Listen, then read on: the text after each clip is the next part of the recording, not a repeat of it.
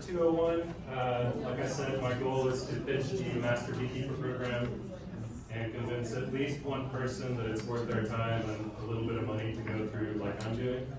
I am not a Master Beekeeper, I'm an Apprentice Beekeeper. Like I said, I've taken a test, but I am going to tell you that it's not so bad and tell you why. So here's my agenda. Why bother? I'm going to go through the structure of the Texas program, the requirements to be an apprentice, talk about a little bit what's past that because I'm still a little bit fuzzy on it myself, but I know a little bit. And then I'm basically just going to go into 101 Bs, but like at a really, hopefully deep level compared to what we do for some newbie coming out the gate, because you probably know most of the stuff on the test, and I just kind of want to show it to you that you know it. It's beekeeping, it's bees in a box, so not too bad. So why do the thing? I don't think all of these are going to resonate with everyone, but maybe some do with some people. For some people, you just love bees, you want to learn about bees. This will kickstart you to learn about bees, because you do actually have to study a little bit for the test. And especially if you go past the apprentice level, you're going to have to do some serious rolling up your sleeve and learning about bees at a deep level. The other thing is that it really gets you back into the community of beekeeping. I think a lot of people, that's kind of important to you. You show up at bee club all the time, and you're here in the 200 level, you're still coming to bee club. It really does get you back out there. Like, part of it is you have to do some community service stuff, so be it youth engagement or talks like this to beekeeping groups or the public at large. It also makes you just a better beekeeper. Like, when you go help somebody, you know what you're doing, because you've studied all the fail cases, hopefully, and you can look at something and know what disease that is, as opposed to just kind of being like, oh, I've never seen bees do that before. You've actually been forced to learn about some of this. And then, you know, you get some recognition. Maybe you want to be the master beekeeper. Maybe you're starting a bee business and you want to have that badge of authenticity of a bee business, like run by master beekeeper so-and-so, like, rather than Joe Schmo who does stuff. I think there's a little bit of gravitas to be had there too, if that's your goal. And then completely on the side, you get all this cool swag. You get a little badge, you get a name tag with your name, pin. Who doesn't want all this stuff? So anyway, stuff like that. So this is the progression that they have you go through. So step one for apprentice, 0 to 1, you've actually already done, because the requirement to be an apprentice is beekeeper 1 year. So I assume if you're in the 201, you'd be kept for 1 year. So you've already accomplished the first hurdle. And really it's just proving that you know the basics and then a little bit more. And then as you get past that, they start pushing you to do more really in-depth stuff. So the level I'm working on for advanced, I've got to do all these little modules on pests and parasites and pollination, and like knowing all the pesticides that are bothering bees, because they're going to test me on that. But then also I have to do these public service things and log it and submit to them. You know, I'm actually going out in the public and helping make the bee world a better place. Going into master, you actually declare a major, so there's this list of things you can do: ecology, honey judging, education, queen production, angry bees, making more bees, all the things about bees. And then I have no idea what goes on in master craftsman. Like, it takes another 2 years for that, so it's like 1 year for all these first ones, and it takes 2 years to do the last one. You actually have to like do research on bees, so it's like, how far do you want to go with it? And you don't have to go all the way. I might just go to 3, I don't know, we'll see. But the education bit's really what gets me going. I like helping kids out with bees. I like talking to people about bees, because my wife is really tired of hearing about bees. So thank you for indulging me. Yeah, I'm in the right spot.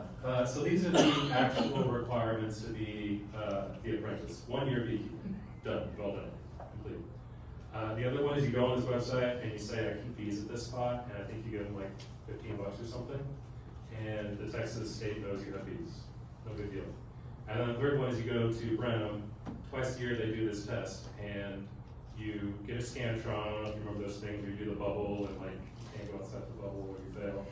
I think they're better at reading them now. So the test is basically, I want to say 50 questions, multiple guess, and you know most of them, trust me. Then you go outside and you put on your bee suit and you prove that you know how to light a smoker. So if you've been doing bees, you probably know how to do this. And then there's a very nice person with this very unfortunate beehive that has all these people come through and pull it apart all morning long and like show that, okay, I know what brood is, okay, I can identify that maybe that's a drone, and I don't see a queen, but I know there's eggs, and you just kind of talk through what you know about bees. And they, and they mark on the scantron and say you did it or not. Again, if you've been keeping bees, you can do this. And my pro tip on the test day is if you can get out there first, that's probably ideal because they haven't been stirred up by all the other communities. So if you're a quick test taker, that's a pro. So you go back in, and then I think you can do it in any order, so go do the outside part first. They have a practical where there's a bunch of bee equipment on a table, and you have to identify the bee equipment. So you're like, that's a super, and that's the frame, and there's a little bit of specific stuff I'll talk about that they're a little bit of a stickler about on that, but it ain't hard. And then there's some pictures of like diseased bee frames, and you have to say that's chalk brood, or that's foul brood, or what have you. And I'll show you kind of my study guide that makes that a lot easier, because I went through this and I did all the work for you. Which is going to be the majority of what we just go over today, is kind of how to study for this. So these are the three major areas that I kind of lumped it all into. There's this horrific outline that they have that it's like 2 pages, single space, and it just makes it look so intimidating. But it's really these things. It's the things that make bees sick, and that's a huge focus of all of this, is like having healthy bees, because that's kind of the most important thing. Then there's a bit about how bees work, which is my favorite bit. I just think it's cool. They're cute little bugs. And then beekeeping itself, it's that equipment identification and then showing them that you know how to keep a bee. And then here's the public service stuff. So they actually just updated this year. It's 10 public service credits now. If you were working on it before, it's still 5 for a year, but it used to be 5 for 10. They have this whole list of things that you can pick from. This is not exhaustive. It is basically things that help the community be better and more knowledgeable about bees. And some of it's more face-to-face out there, some of it's more one-on-one, some of it's just put a hive in a garden and let it be bees. So you can kind of pick and choose what you want to do to get these credits. So if you're not the kind of person who wants to get up and talk in front of a crowd, I get that. They've got other outlets for you. If you're not the kind of person that wants to give away one of your hives to somebody, that's me. I'm not giving my hives away to you, but it's too expensive. I'm going to go drive 2 hours and talk to people about these. So there's a whole list. When you start going past the apprentice level, that's when this becomes a requirement, and it gets steeper as you get deeper into the whole thing. So I think it doubles as you go further in. I'm kind of having fun doing this. All right. So I hope everyone knows how to use QR codes. If you don't, ask a friend to show you how to work it. I'm going to put this on our website as well as a real link. This is a link to my study guide for getting through the Master Beekeeper program, and I'll pull it up on the thing and I'll guide you through. You don't have to be on your phone right now, and I'll add this up. I'll get it once. I'm the kind of guy that has to write stuff down before I really get it, and I figured why not just put it up in a way that other people can get to. Share keeps working. So this is also a living document. I'm still in the midst of updating it, and I'm also going to make an apprentice one because the test for that is next month, and I need to get to study. I do not have a study guide for that yet. So I started out, I have a couple links here that will take you to the good stuff. So this gets you to the website that will let you learn more about the program itself. Up at the top, they have it broken down into the different sections. They also talk about the different things that you want to know for those, how to register for them, and so on. General pitch that the A&M AgriLife puts together for all this, everyone that run the program. I have here a link to classes. So here's the other thing I should mention. Yeah. It's not updating on the screen. Not updating. Oh no. Well, thank you. Here, I share. And then I say here.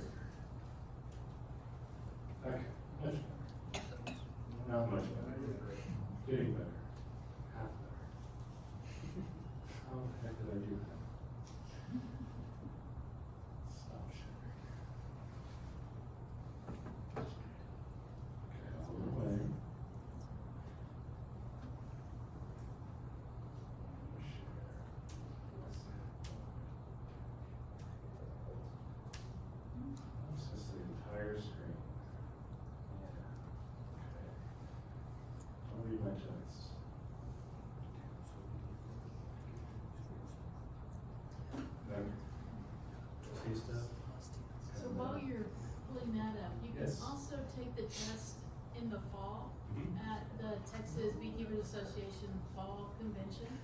So there's 2 times out of the year that's already scheduled. In the spring at Brenham, and then in the fall, wherever the TVA has their convention. And since we now have Dr. Slater and his team, he's hired 2 more people now, they're going to be able to schedule tests more often. So if everybody here decides to do this, and we all get together and want to schedule to take a test on a certain day, we could probably get somebody to come up and proctor it for us. Yeah, so we don't have to travel anywhere, they can Well, come here and give us the test. I actually kind of enjoy the trip to Brenham. It's a cute little town. I go to the ice cream factory. So I took the test, I got my ice cream. There's this really cute hotel called the Dixie Inn. Stayed there, they've got a record player and coffee with a pour over. And then the next day I went to the B school. It was a great weekend. Highly recommend. So the other thing I didn't mention is they have classes that they're starting on February 10th. Unfortunately, the classes don't finish, I think, by the time the test happens. So that's why I'm doing this accelerated test prep. You don't need their classes. You just need my survey. And you can go take this test, because I swear you don't know enough about these. Yes? I guess about a week or 2 ago, I got some email from Texas advertising about a series of 10 online Yeah. courses. That's where we want. That's Yeah. this. Uh-huh. And they've also got them for the advanced level. Again, they're not starting in time to get to the test I want to take in February, but So it'll be in time for February, for for the fall, yeah. And the way those work is the classes cost $75, but that $75 is your fee for the Master Beekeeper thing, so you're paying the same either way, so find the class no matter what. As far as I'm concerned, so I may just sit through the advanced class and see what happens after I take the test. So I'm gonna pass. The other thing they've added is a tracking module where you go push your public service things into this online portal and keep it there instead of a stack of paper that you show up to the test day with. So I think they're just trying to get everything organized. The other thing I have is their suggested reading, but they're saying that they're going to have a official handbook on being a Texas Master Beekeeper training by fall. So they're working on this program kind of live as we go through it. They're building the plane in flight. I think they've been taking bits from other programs around the country and trying to build a newer program here in Texas, and it's just kind of taken a while to get it fully formed. Maybe it never will be, but they'll see back. So then the meat and potatoes of this thing I put together is these cards for the various sections, kind of organized into the groupings that I was talking about. And the thing that they're going to stress the most on the test, in my experience, is the diseases. So that's kind of where I would over-index if you're going to learn anything that you don't know. It's the diseases. And each of these cards is clickable and pops open with just a whole ton of information about each of the things. And I have them broken down into how to tell what you're looking at and then maybe how to deal with the disease. And I figured we could just go through them at a high level today, because there are not that many of them, and this is the meat of the test. Then just looking ahead, there are the pests, which are kind of similar to diseases, and they're the thing that they're caring a lot about. The beekeeping history, they say there's a lot of beekeeping history on the test, and there wasn't a lot of beekeeping history on the test, but I have the major people called out. Langstroth, I think, is one that you would want to know a lot about. He makes a hive that we still use today. It's been going for almost 200 years. It's kind of crazy that we still do it. The other one that I thought was interesting was Moses Quimby made the bellows, and as I was trying to do my mnemonic device, I had this imagination of Moses blowing the water away, and that was how I remembered the bellows. So if that helps you at all, Moses Quimby with the bellows. Then there's sections on bees and how they work. If we get to that, we can certainly talk about it. And then equipment. I didn't fill in all the pictures, but these are all the things that they want you to know about equipment-wise. And there's a few little weird ones in there, like cone spacers and solar wax melters that you may not have run across, but you just read these things and you kind of Google them and get a picture and you'll know what they are. It's nothing, no rocket surgery here at all. The 2 call-outs that I have based on my going through their course last year. One is super structure. So we all say super, and we're talking about those things we stack up our beehives, right? Most of the time, I think we mean the one with honey inside. They make a distinction that there are honey supers and brood supers, and they are all supers. So on the test, the correct answer is, it's a box, it is a super, because it stands for the word superstructure. So that's like one of their gotchas, I think, that I was like, I don't agree with that, though. The other one, as I recall, was the frames. There are, even the wood frame, I don't have a picture of it because I'm lazy. There are grooved top bar frames and there are wedge top bar frames. And knowing the difference between the two of those is something they care about in the test. You probably use the grooved ones, they're the ones where the foundation slots in. There are wedge ones which are more for if you're doing the wax hanging, I think, foundationless frames. And there's like a thing that you guys probably know more than me about this, I've never used them, so they exist, and they might want you to identify them. So if you're looking at them, you're like, I don't recognize that frame, it's probably the other one. So going back, I'm gonna just talk through the diseases, because I think we all could use a refresher on diseases. I always can't remember if it's AFB or DFB. So American foul brood is the one that's like super, super bad. If you see it, they have to burn your hives, you have to report it if you see it, or you get in lots and lots of trouble. And it has not been in Texas for quite some time from what I understand. So we're like kind of in the clear, but it could happen. So the thing you're looking out for this one, the kind of distinguishing is the ropey brood effect, I believe, where you pull them with this, they kind of look stringy when you pull them out. And then the other thing is that the comb gets really black, because it is a spore producing thing. So the comb just gets caked, way worse than any dirty comb you've ever seen. So those are the kind of two giveaways for, oh my God, I've lost all of my bees and all of my bee equipment because it's going to be in the pile already.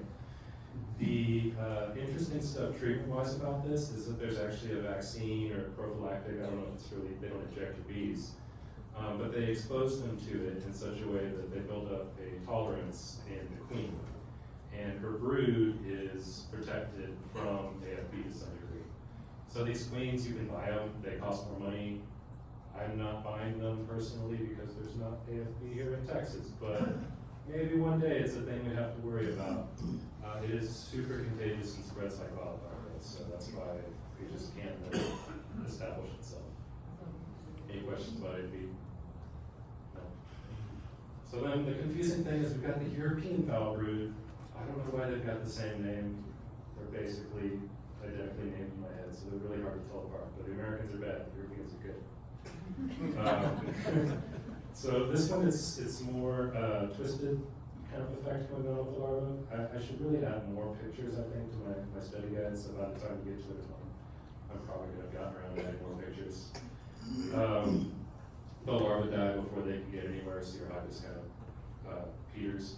This one, though, is treatable, and having a healthy beehive is kind of the best defense against all these diseases. Like, if your bees are well fed, they're probably not going to be as susceptible to disease. If you've treated your varroa, they're not going to be as susceptible to everything. So those are kind of your first two lines. This one has a bunch of antibiotics you can put in your beehive. So that sounds expensive. I would rather not. But bees can actually make it through this one, so it's not an auto kill on the beehive, which is great news. Chop brood? Wait, Yes. the way I tell them apart is American foul brood, A and after. It's after it's capped. European foul brood is before it's capped. So you see the larvae, they look bad, that's European, and that's more common. After they've been capped and they sink in and they look wet and gross, that's American. Thank you. After for American. Cool, so chop brood. I have not encountered it, but it's a fungal, and I think it happens more in wetter areas. Like I've heard about people in England having more of an issue with this. I don't know if you've run into this in Texas, Debbie. It happens here in the spring. In the spring. I don't have the problem, but you get brood that looks like chalk bones. So that's kind of your telltale sign on that. It's again got things you can throw at it that are chemical, but you're better off just having healthy hives and keeping them well fed and not having to deal with them in the first place. I think this one you can also like try to scrape the chalk that's off and get some of it away, then at least it's not sporing as much, but it's probably already spread all over. So it's just about it, the bees can find off with their immune system. You've got the nosema, which is typically people talk about the boot, but I've also heard that that's not a great way to identify it. It's another one of those fungal microsporidium is the keyword they're looking for on the test. And to really identify it, I think you actually have to use a microscope, so I'm not sure if there's a better way other than to use Hoopalot, or that's supposedly not the only reason that can do it. It is a reason, so it could be a reason to look into it more. Did I die? Maybe go back? Alright. So that one, saccharine, all these things are so gross. Larvae get discolored and sunken, yellow and brown, twisted larvae, sacky. Spring and early summer as well. This one doesn't have a treatment shown other than just have healthy bees. And then deformed wing virus, this one is like a sign that you've really got some sick bees. So this is one that you're gonna get coming through because your varroa pressure is just really heavy. So it's not like your bees caught deformed wing virus so much, it's just your bees are so sick they're overcome, and this is like an expression of super sick bees. And the production is the cure on this one as well. And then parasitic mite syndrome, same deal. This is just the effect of having super sick bees from lots of mites, be it varroa or just other bugs in there. So then we talk about varroa a lot, so I'm not really even going to spend any time on it. Like, we've had whole sessions on varroa. You know how important it is. It's a huge focus on the test. So just spending an hour or two reading about varroa one night is probably enough to get you up to speed for it based on all the other talking we've done about. And then just identifying by sight other pests that we don't know about. Small hive beetles, they show up when your hive is sick and they steal all the good stuff. They look like beetles. Wax moths is the vulture of the beehive. They're not something your beehive catches. They're what happens when your beehive's caught everything else. They're there to clean up all the old wax and make room for another pack of bees to move in nature. And our beehives are just pissing us off because they've shown we failed and they're taking all our wax that we wanted to save for next year and putting burrows through it, eating it, being really disgusting when we found it. I was so shocked the first time. Oh. Just riding around in there. So if you see them, you know you've got them, trust me. Tracheomites is another thing. You're not going to see this with your naked eye, but your bees can catch these little bugs that infect their breathing tubes and piss them off to quite a degree. They only can be seen with a microscope, so it's probably not something you're going to spot, but they do apparently get a certain sort of K-wing thing going on, so it's just different than the deformed wing. There's like this very specific tracheomite wing they get. I have no experience with it beyond that. This also calls out they get stuck in the ground because they just can't fly because their wings are shaped like kids. Troplapsis clariae. So this is one that we don't have in the US to my knowledge, but we could, and it's going to really mess up all of our bees. It is a similar sort of thing to varroa, but it's an Asian specific one, and our bees cannot stop this. So if it gets its way over here, it's going to be a bad time for all of us. Luckily, we haven't had to deal with it yet. Dodie, I don't know if you have anything to add on it, if there's recent developments with it. The good news is that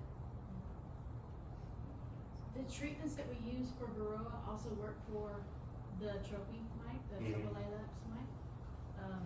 So the way and you don't have to count these little, all you do is pull the frame out if you see them, because you can see them running around. If you see them, you've got them. Yeah. No sense in counting. If you see them, you've got them, so treat.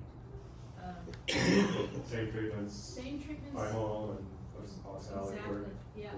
And for their life cycle, it's a little different than the varroa. The varroa, like hitch rides on adult bees. These only stay in the larva. So if you can do a good brood rape, you can get rid of them. If you don't have any babies, because they only live on adult bees. If there's only adult bees, they can only stay alive for 2 days and then they die. Yeah, my understanding is they like coexist with the Asian bees and they just deal with them and they're fine. And our bees just get crushed if we don't stop them. So I hope we don't have more problems with that. Sounds like it might be a thing. Bee-Labs, I wasn't able to find a lot of info on these other than they exist, and the bees don't animal as much as we think. They look like that, and they're yet another bug that wants to eat our bees. I would throw ants on here, and that's been my problem. Going a little further. So they want you to know how bees are built and work. So just at a high level, bees have heads. Bees have abdomens, which are the thing down here. And then they've got a part in the middle we don't have called the thorax. So if you can't remember which piece it is, it's the one in the middle we don't have. That's the thorax. They have 5 eyes. 3 of them are called ocelli. So there's a couple Latin words they want you to learn for all this. Ocelli is going to be one of them. So they got the 2 on the sides you guys all know about, compound, and then they got these 3 little dots on top, which I think are just really cool because 5 eyes. They use those ones, I think, for like telling how they're oriented in flight. They can sense a little bit of like darkness and color in objects. And the other eyes are the ones that do all the seeing with. If you weren't aware, bees are shifted in their color, so they don't see red, but they see ultraviolet. And that's how they see all the cool stuff on flowers that tell them, here's where the nectar is, and this is the kind of flower, and all that. In the thorax, that's where they house the flight muscles. And when they fly, they actually squeeze the whole thorax, so it's like vibrating, and the muscles to the wing are like attached to the whole thing like a hinge. And all the legs are attached over there. The other Latin word they're going to want you to know is hamuli, because there's 4 wings, and they stitch them together with these little hooks called hamuli. And there's like 20 or 30 of them or something like that to connect the wings. So they can actually connect and disconnect their wings at will. So you might see them do different things on the ground, like flip around, they fly, they hook it together and make a single surface. They have 3 pairs of legs, and each pair is different. So I think of them like little centaurs. They've got 2 in the back, which are like kind of walking parts, little horse part, and then 2 in the front are like hands. On the front, they've got little hooks that they can use to clean their antenna, which are shaped like the antenna. That's not something most bugs have, but bees are very specific about catching all that pollen, so they actually have a very specific part on their arm that, like a cat, they scrape the pollen off their antenna, pass it back to the next leg, and then send it back even more. So those middle legs they use to hold themselves on stuff, and then they use that to pass pollen back and pack it into the baskets, which again, the back legs have a very specific piece, which is specifically for holding the pollen, because that's their protein they bring back to the babies. And then all the other stuff is shown in the abdomen. So they've got, in the queen, all the ovaries, it's just full of ovaries. A lot of the heart and the respiratory stuff is crammed in there.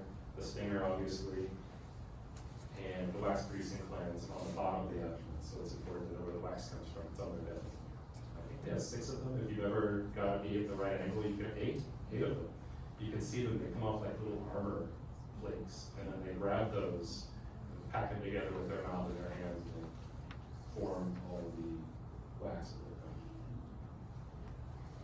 So I talked about wing structure already. You got the hamuli. Each hind wing has 18 to 23, depending on the species, I'm sure.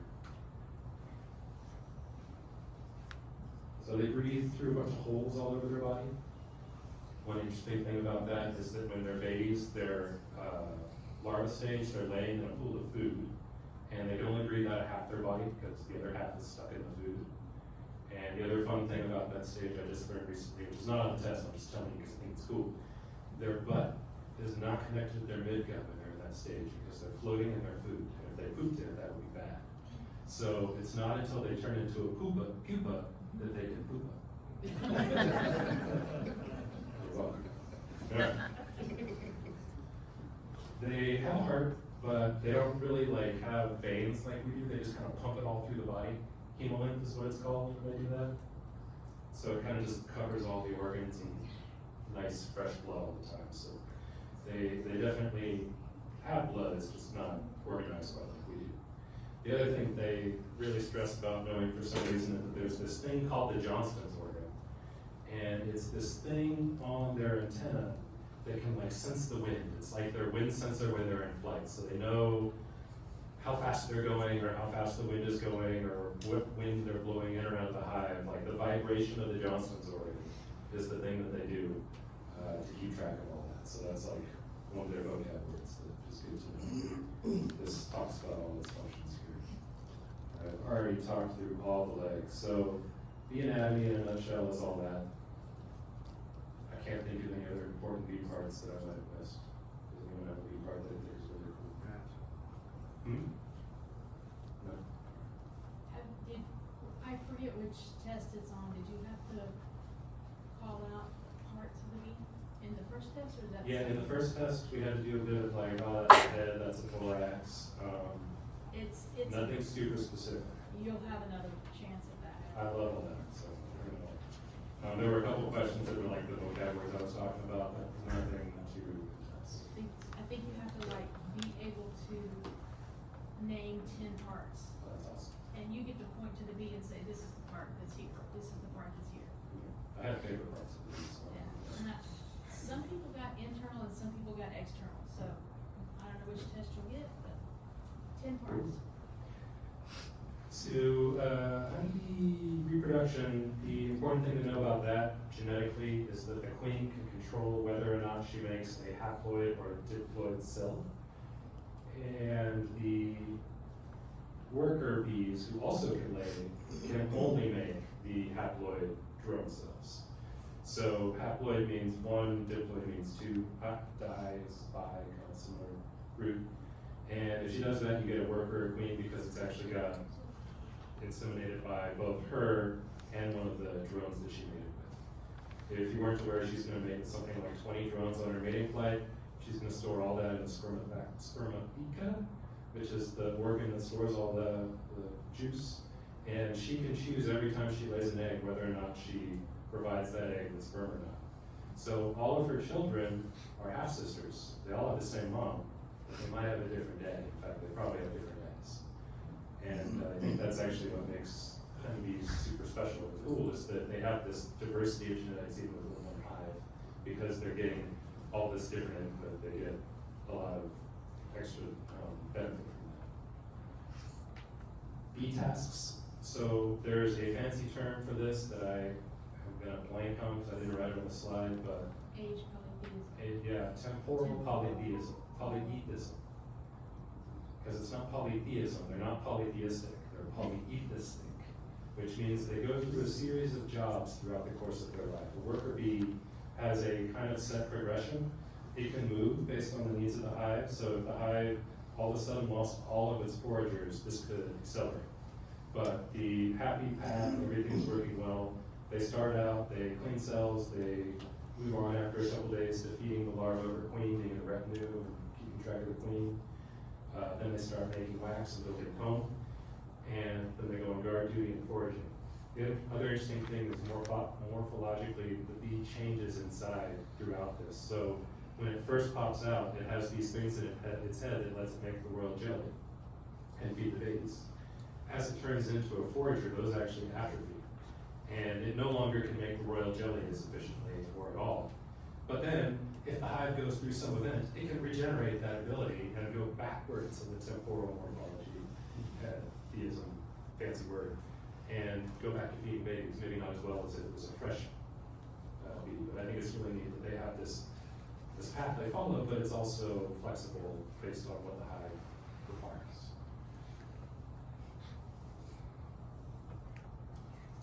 The other stuff they want you to know is how queens work in terms of a given egg that has been fertilized can always turn into a queen based on whether or not the hive wants to turn it into a queen.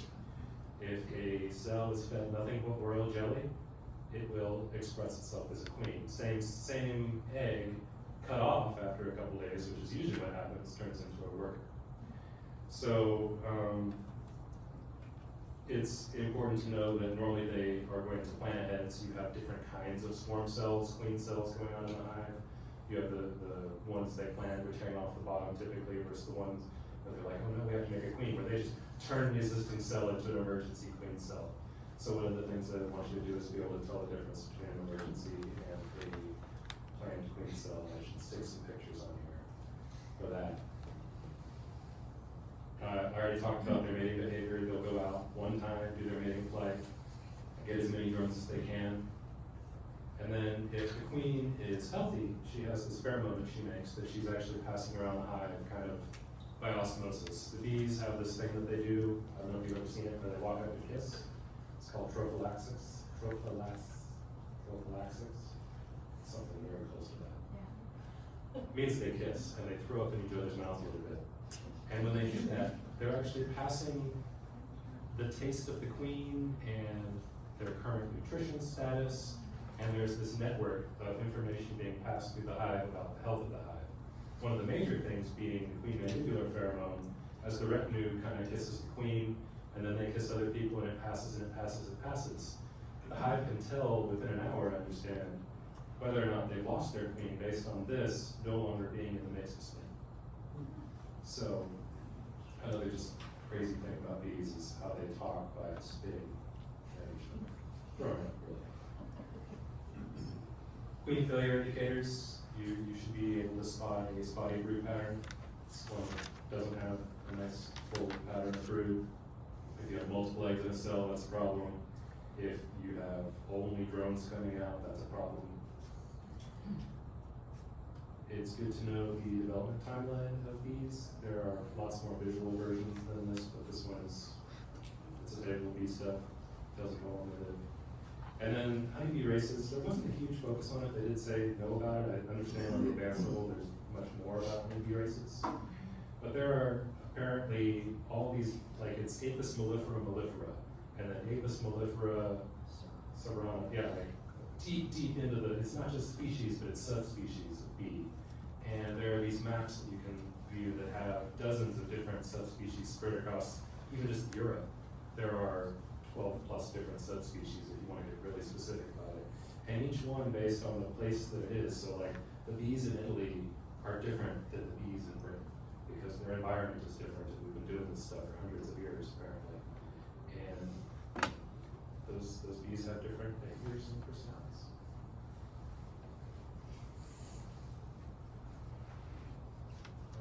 They want you to be able to tell whether your stuff is about to swarm on you. So whether or not you see the swarm cells on the bottom of your frames, like you really lost it way too long. Supersedure, they're just replacing the queen versus emergency, they lost the queen. So kind of seeing those different things and going straight to swarming versus, oh, I crushed my queen, maybe is a thing to look at. The other thing I should mention is that this is a living document, so it has comments. If people ever make their way to my site and have additional stuff, I welcome any crowdsourcing of information. So be it pictures or additional info you want to throw in there, I'd love to make this even better going forward. But these are just the things I know about, so they were enough to keep me through the test if you want to try to clear for me. I think the main thing is either knowing how to read the entrance of the hive really well, if you're into that, or getting into your hives frequently during the spring, just kind of getting a feel for it that way early on. I've kind of been advocating for myself to get in there more, even if it pisses the bees off, I'm at least leveling myself up on my bee knowledge, so that's going to be my New Year's resolution, is get into my bees more this year, and try to catch some of these swarms I've probably lost. Things you can do about swarming, you can split your hives and trick your bees into thinking they swarm. So you put them in, the reason they swarm, step back a little bit, is because they want to reproduce. And their trigger is that it's really stuffy in here, we're out of room, our queen's a little bit old, let's take half the bees and leave. And they're gonna do that, and you can trick them by taking half the bees away before they do it, and putting them in another box. So we've had a lot of talks in Bee Club about how to perform a split, but that's gonna be my preferred way to do it, is just swarm them into where I want them to be. So I'm sure we'll have more talks on that later in the year. The other thing you can do is there's this method of stacking your bees where you put brood on the top. I forget the name, it's something French, you're not so probably. Dimmeray method. I haven't tried it, but people seem to nod their heads like it's a thing that we should try, so I don't know, should I try that? We'll see. The name scared me off, it's very fancy, so apparently it's not that. So should you actually have these swarm? It's interesting to know what they're looking for if you want to try to catch them. And the 40 liter is the Tom Seeley number that I found in Honeybee Democracy, which is a really fun book if you haven't read. Super expensive, so go to the library and check it out at the library. It's like $100 if you buy it, way too much for a book. Honeybee Democracy, he talks about how the scout bees reuse the waggle dance, which you've probably heard about. They use that to talk about where honey is. They use that to talk about where nest sites are. And the way the scouting works is they'll send out a bunch of scouts in different directions, and a scout will get to a nest, and it'll start walking around the inside of the nest. And he's done all these experiments to figure out what exactly they're looking for. But what they're doing is measuring the volume of the space, and they want 40 meters. And then they go back, and they do the waggle dance on the swarm, the bivouac that's hanging from a branch. And they start dancing, like over here, there's one, to the other scouts. And the other scouts go check it out, and they like it, they'll dance for it. And the honeybees start voting. Based on how many bees are dancing for a given direction, the swarm eventually decides that's the one we've agreed on, and they fly off and make that big move. So I just thought that was really funny that they reuse the thing that I learned about however long ago for finding my Coke cans to find their nests. So that informs if you want to build a swarm trap. 40 liters is apparently the size. Lemongrass, I understand, is a bit of a thing I like. It's similar to one of the pheromones that the queen makes. Hold comb in your thing, and then like 10, 15 feet up in the air. If anyone has any other tips, I'm happy to take them because I'm gonna try to catch some bees this spring. Doesn't have to be 10 or 15 feet in the air. Not 10 or 10, right on the ground? No, I mean, I've definitely seen them move in the water. Yeah, So. not right on the ground.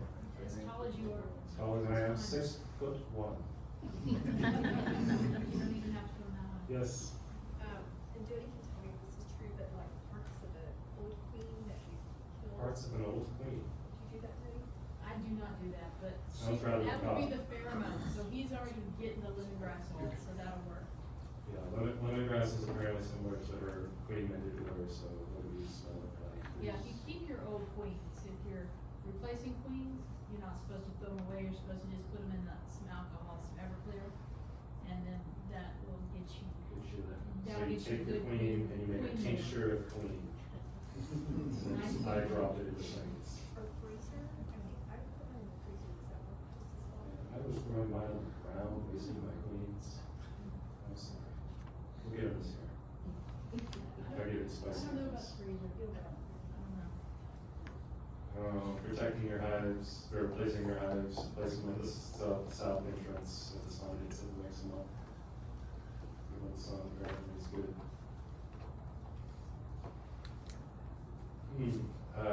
Bee space is a good thing to know about. 3/8 of an inch, this is one of those things that Reverend Langstroth figured out. And he did a bunch of experiments where he put bees in different shapes, and he eventually figured out if you put them just right, they don't build the bridge comb. So 3/8 of an inch is your number to remember for that. Integrated pest management. I don't know if y'all were here a couple years ago, but we had somebody come talk about integrated pest management, which I have a much better picture of than I'm going to talk about on Gorilla.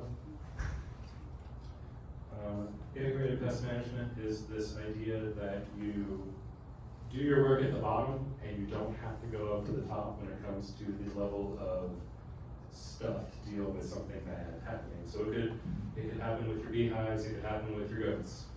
With your goats, it's you build a nice fence and you don't have wolves coming to your goats at night, versus you have to get your gun to shoot all those wolves. With your bees, it's you can do things like spring bottom boards that are screened to let the burrow fall out. That apparently has some effect. And you kind of work your way up where you can also do things like putting drone brood in and entice your hives to make more drone, and then cull the drone brood because that's where all the burrow and eggs are collected. And then you can do softer things like the thymol and the oxalic acid. And then you can do things like the crazy chemicals, which I haven't really wanted to mess with, that maybe if you're doing bigger bee stuff, you would mess with. So this is integrated pest management. It's this food pyramid for what you approach your bee problems. Almost done on this. One section we talked about. Urban beekeeping is a section. The real thing on this was just having good neighbor relations, so I think this applies to rural beekeeping too. I talk to my neighbors when I put bees in, instead of putting bees in, and hope you're not allergic because I'm doing it. But just not being a jerk about it, and if you've got a spicy beehive, maybe relocating it to an out apiary or somewhere that's not going to hound your neighbor with very angry bees all the time. Putting your bees facing a way that's not mean, like every time your bees leave your hive, they poop. So if they're over somebody's driveway, they might dislike that because their car is literally gonna be covered in bee. Putting something that keeps them away from your neighbor's pool. If you've got a water source that is dirty, I think the bees tend to like it more. So I take my smoker fuel and I dump it in a bird bath and I put the hose on it, my bees go nuts for that. And they stay out of my pool. So that's great. Reasons you might want to requeen, you've got spotty brood, you've got an aggressive colony, or you've just got an old queen you like to requeen all the time because it keeps it warming down. Those would be the reasons I can think of. I had a really angry colony that I pulled out of somebody's wall. I couldn't get near them. I put a new queen in there, and they're my happiest hives. Food for thought on that. How to feed your hives. So in the spring, you give them the light syrup. In the fall, if you need to, you give them the heavy syrup. If you want to take your entrance size down, I don't insulate my hives. They do just fine here in Texas. Don't put a bunch of wet stuff inside your hive in winter. And that's pretty much everything you need in this test. So I sped through it all. You could spend hours and hours talking about any of this. I don't know if you have questions about any of this, things that we want to go deeper on, but I'm happy to entertain the crowd or what have you, or we can just chat about these. Yes? How many beehives or colonies do you have, and how many do you think you need to advance in this program? You need one beehive to advance in this program. The only requirement is that you've kept bees for 1 full year. I currently have 4, I had 8, and Scott half my hives. So I've built a better trap. We'll find out this year. But yeah, it's nothing advanced, especially the apprentice level. Just I feel like it's a kickstart to get you to be more advanced. If that is something you want to do, or maybe you find out you don't want to, and it was a fun ride as far as you go. I doubt I'm going to get to master craftsman on this. It's really intense, but I really hope to make it to the master. It's kind of my current goal. Yes. Tell us about your bees. Were they the ants? Were they the crazy ants or just? I have pretty big ants, fire ants, but also little tiny ones. It was several different kinds at once, I think. I have just a huge ant problem in winter, and I don't want to put poison in. So So what'd you put? I have 3D printed a little moat that has a stand in the middle of it that goes 4 underneath my hives, and I'm gonna put oil in it, and I think it will work. We're gonna find out. Empty tuna fish can work pretty good too. Empty tuna fish is what do you put in the tuna fish can? To stand it up, what do you put in the tuna fish can? Pardon? How do you get it up out of the tuna fish can? Just like a dowel? So it's a stand, yeah. Just a stand, yeah. Stand. I over-engineer everything.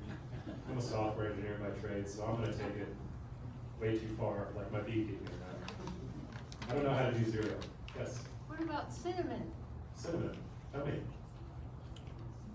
I always heard you could put cinnamon by your door and it would keep the ants from coming in. Cinnamon by the door, so I could just do like a, Make a whole A circle circle around around Yeah, it. put it all the way around. I mean, I'm willing to try everything. These things piss me off. There's That's what there's we something do. called tanglefoot.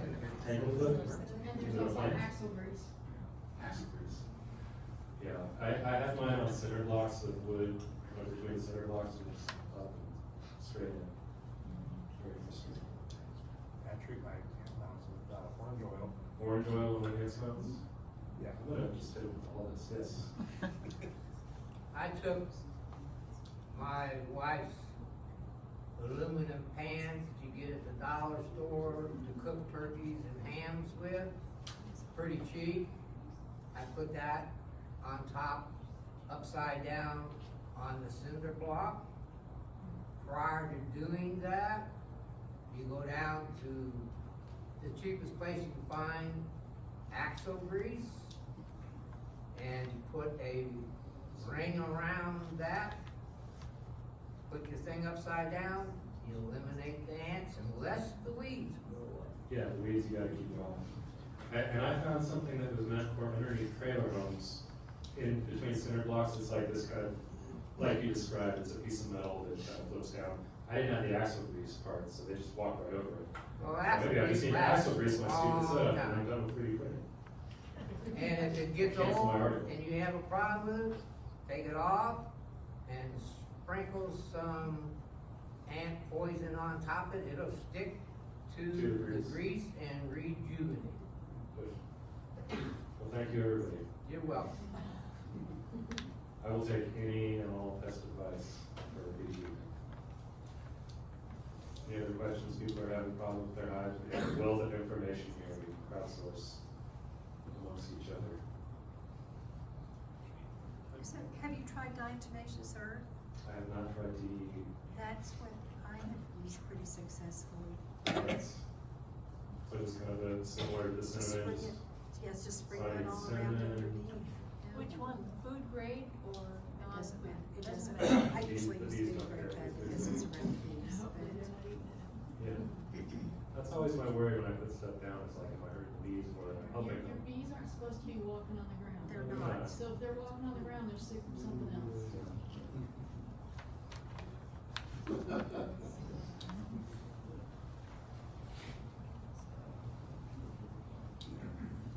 Thank you for sharing this.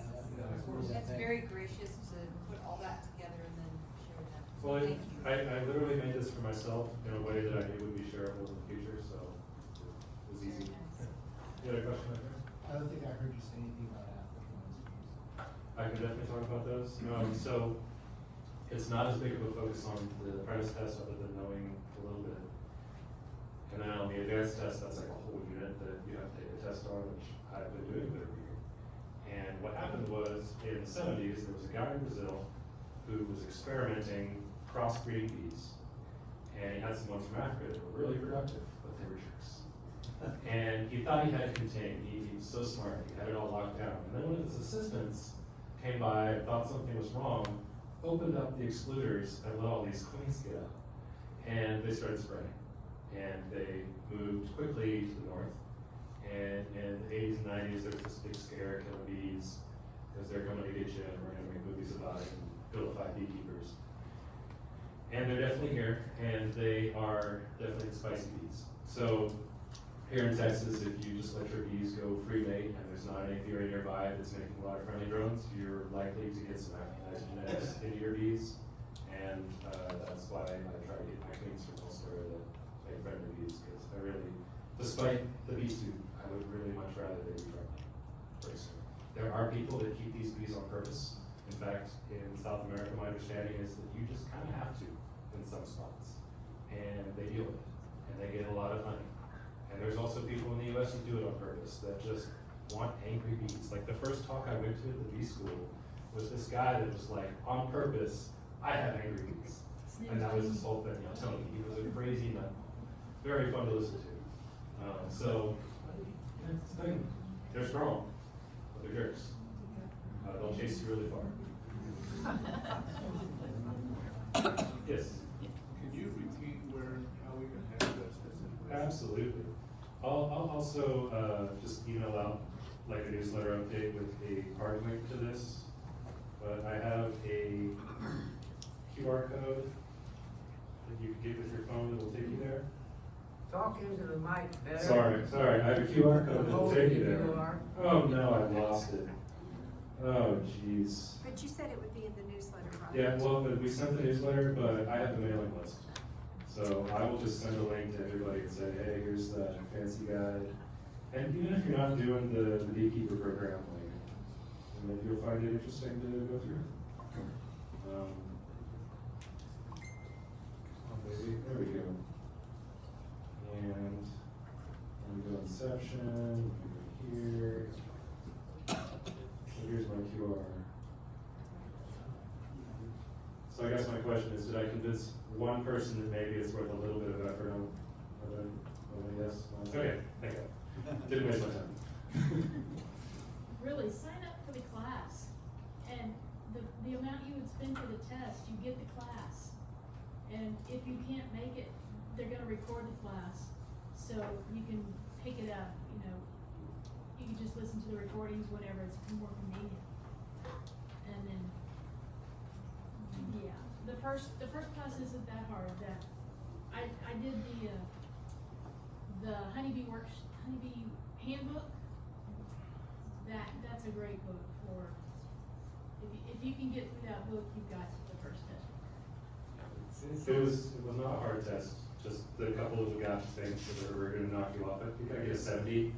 Half of it's like looking at D boxes and saying, that's a D box, and showing them how to open a frame. But you're gonna get a 70. You won't be wasting your time. Yes? So when Donnie says sign up for the class, you're talking the March 1st class or the apprenticeship class? Gotcha, so there's, yeah, the link has a link to the various things with dates, and there's a class that starts 2:10-ish, somewhere around there, and it's online every week or so.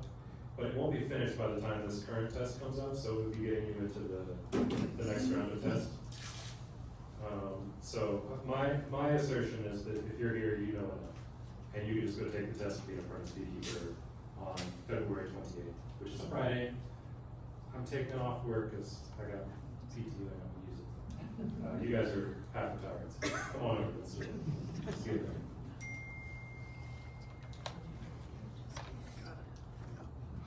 Anything else? Thank you. Yeah. Thank you very much. Cheers. Happy day.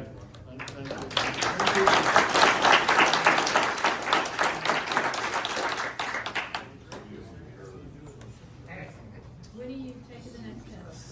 I'm going on the 28th. You're gonna do advanced? Yeah. I gotta start studying, I haven't really begun. Yes, you should. I just have a very fast brain. It's like my thing is learning new things.